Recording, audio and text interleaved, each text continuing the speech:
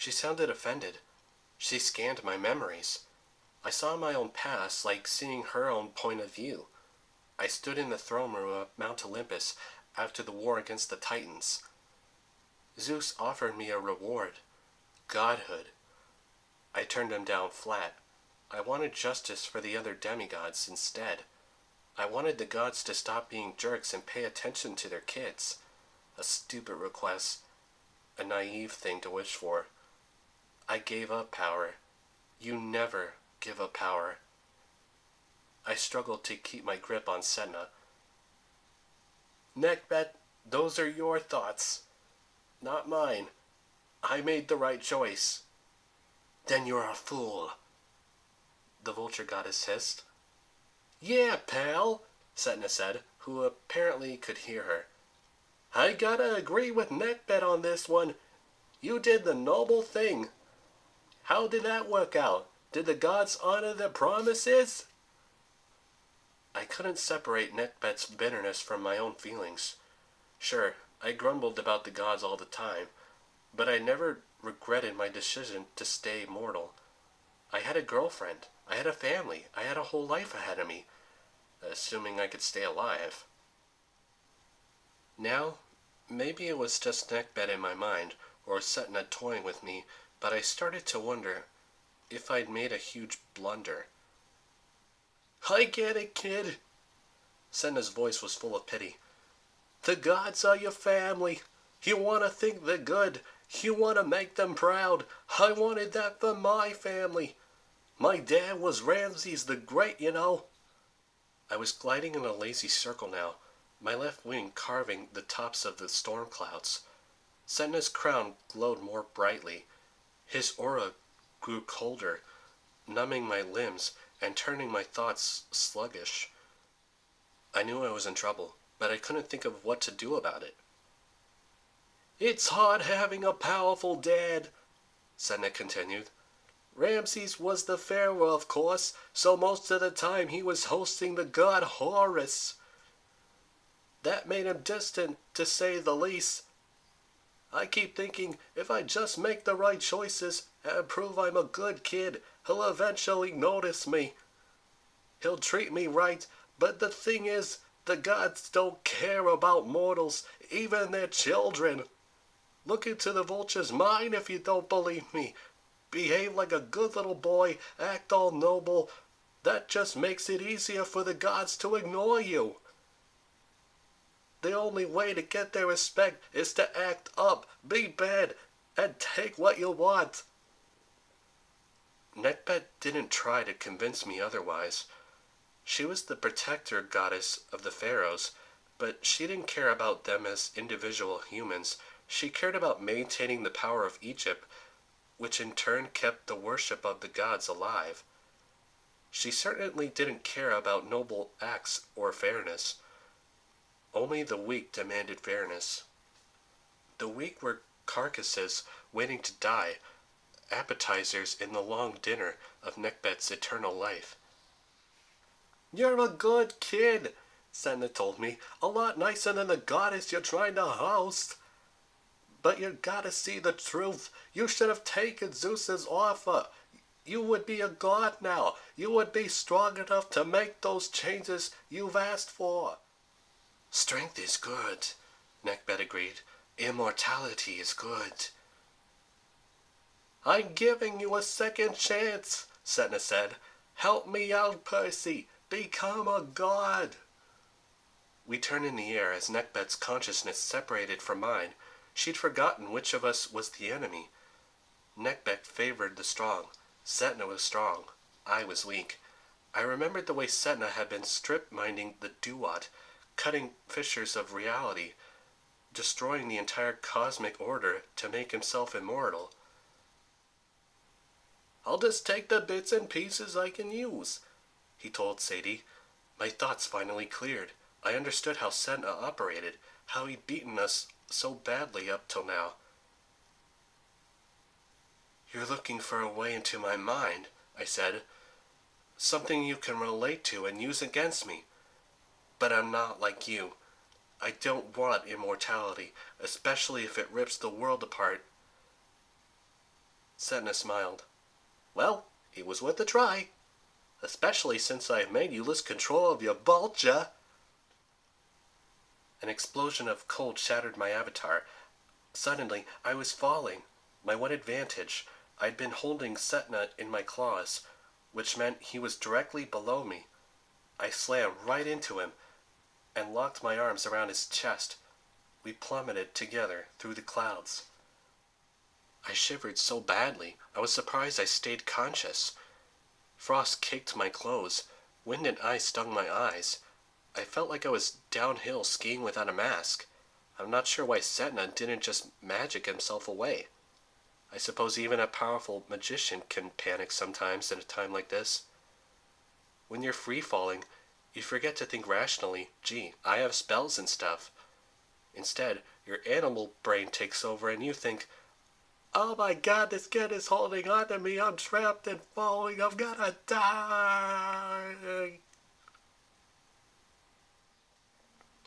Even though I was seconds away from becoming vulture chow, Setna's squawking and flapping brought me some satisfaction. If we'd fallen straight down, I would have hit solid ground and died, no question.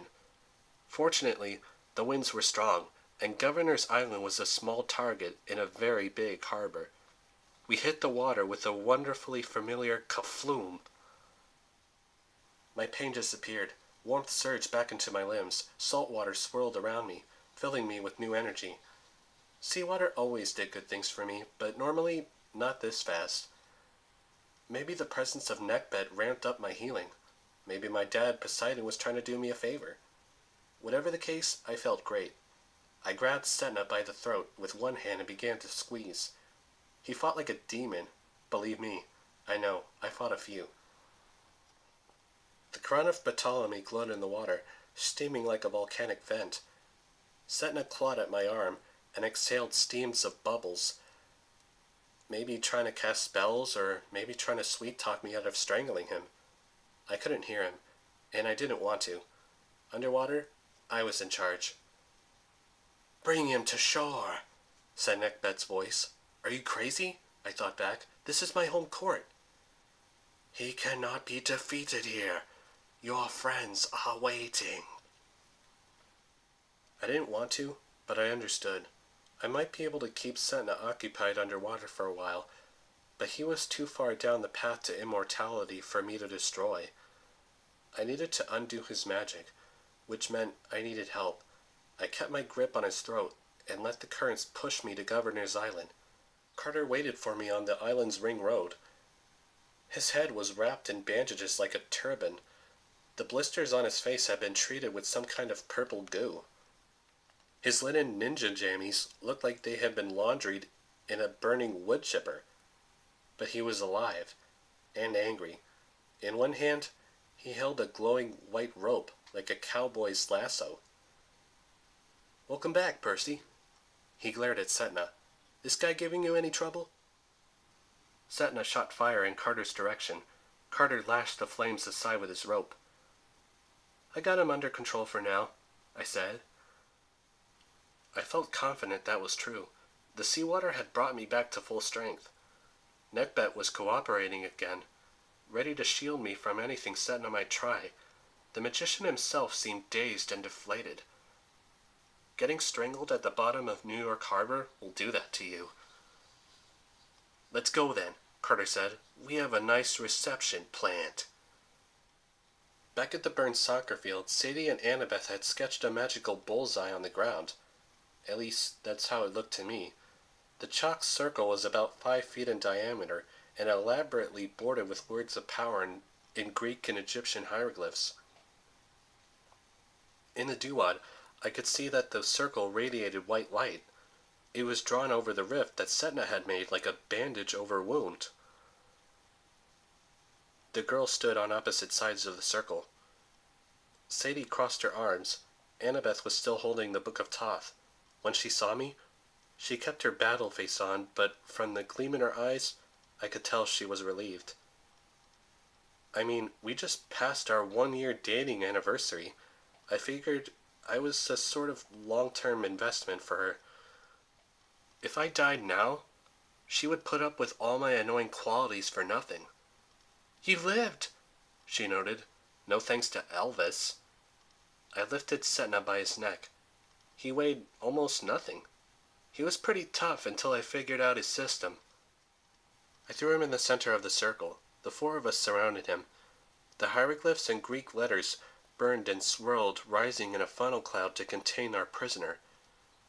"Dude is a scavenger," I said. "Not too different from a vulture. He picks through our minds, finds whatever he can relate to, and uses that to get through our defenses. Annabeth's love of wisdom, Carter's desire to make his dad proud, Sadie's... my incredible modesty," Sadie guessed, "and obvious good looks." Carter snorted. "Anyway," I said, "Setna tried to offer me immortality. He tried to get a handle on my motives for turning it down once before, but—" "Pardon?" Sadie interrupted. "Did you say you've turned down immortality before?" "You can still be a god," Senna croaked. "All of you. Together we can—" "I don't want to be a god," I said. "You don't get that, do you? You couldn't find anything about me you could relate to, which I take as a big compliment." Inside my mind, Neckbet hissed, "Kill him! Destroy him utterly!" "No," I said, "because that's not me either." I stepped to the edge of the circle. "Annabeth, Carter, Sadie, you ready to put this guy away?" "Any time." Carter hefted his rope. I crouched until I was face to face with Setna. His kohl-lighted eyes were wide and unfocused. On his head, the crown of Ptolemy tilted sideways like an observatory telescope. "You were right about one thing," I told him. "There's a lot of power in mixing Greek and Egyptian. I'm glad you introduced me to my new friends, 'cause we're gonna keep mixing it." "Percy Jackson, listen!" "But there's a difference between sharing and stealing," I said. "You have something that belongs to me." He started to speak. I shoved my hand right in his mouth. Sounds gross? Wait, it gets worse. Something guided me. Maybe Neckbet's intuition? Maybe my own instincts? My fingers closed around a small, pointy object in the back of Setna's throat, and I yanked it free. My ballpoint pen, Riptide. It was like I pulled the plug out of a tire. Magic spewed from Setna's mouth, a multicolored stream of hieroglyphic light. "Get back!" Neckbet screamed in my mind as Annabeth yelled the same thing out loud. I stumbled away from the circle. Setna wreathed and spun as all the magic he tried to absorb now came gushing out in a disgusting torrent. I'd heard about people puking rainbows because they saw something that was just too cute. Let me tell you, if you actually see someone puking rainbows, there's nothing cute about it. Annabeth and Sadie shouted magic commands in unison. The funnel cloud of magic intensified around the circle. Setna was shivering rapidly. The crown of Ptolemy rolled off his head. Carter stepped forward and threw his glowing rope. As soon as the rope touched Setna, a flash of light blinded me. When my vision returned, Setna and the rope were gone. No magic light swirled. The vulture goddess had left my mind. My mouth no longer tasted like dead hyena. Annabeth, the canes, and I stood in a loose ring, staring at the crown of Ptolemy, which laid sideways in the dirt. Next to it sat a plastic bauble the size of a goose egg. I picked it up. Inside the snow globe, a miniature model of Governor's Island was permanently submerged. Alternately running around and swimming around the landscape, trying to avoid the fake snow, was a termite-sized man in a purple trench coat. Setna had made Governor's Island his eternal headquarters after all. He'd been imprisoned in a cheap plastic souvenir.